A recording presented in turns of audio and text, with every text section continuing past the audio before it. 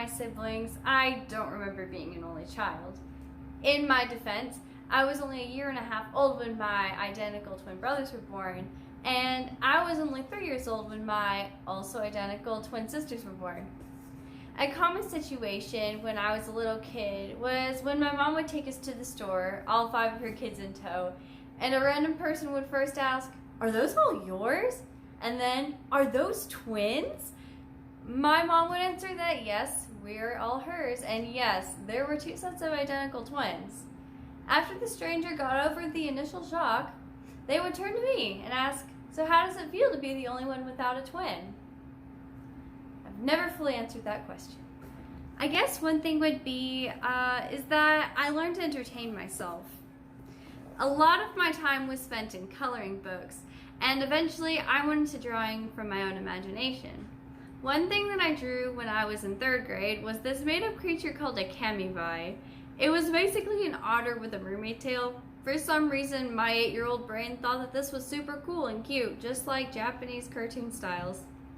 Later, when I was in 7th grade, I attempted to draw a realistic version of this originally chibi character. I was really proud of that one. I do still draw, and this is my most recent graphite drawing. I'm pretty proud of it. I like how I did the shading. This is my cousin's dog. She's a beagle, and she loves her blankie, so I drew her in that. Another of my frequent activities is reading. This is a library card. I can't remember a time when I didn't read. It's such an integral part of my life. The Outsiders by S.E. Hinton is one of my favorite books. I love how even though the protagonist, Ponyboy, is known as a tough greaser from the bad side of town, his thought processes are philosophical and based upon the many books he reads. Even with the circumstances around him, his pure contemplation of life is fascinating as well as heartbreaking. At times I feel that I'm a little strange because I think in a similar fashion.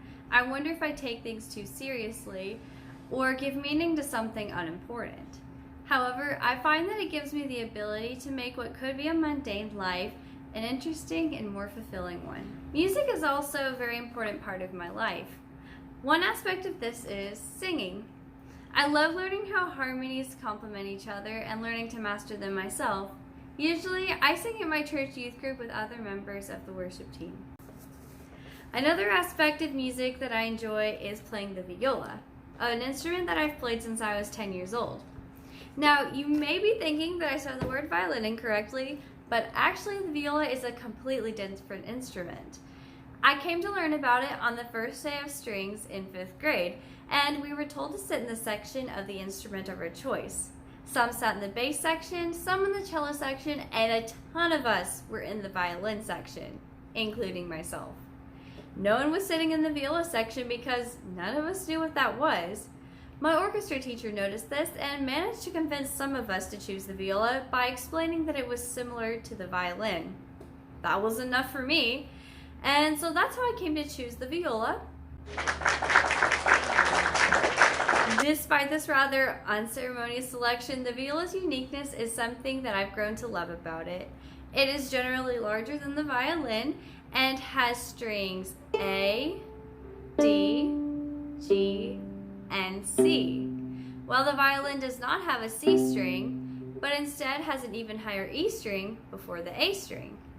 The viola also has a deeper, richer tone.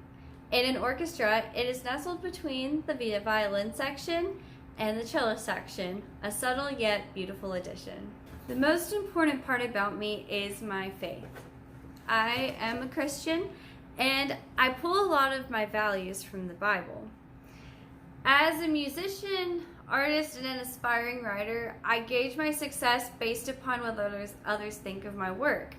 Did I sing with the right tone? Did I blend those colors correctly? Is the writing style good, or will I be cringing later?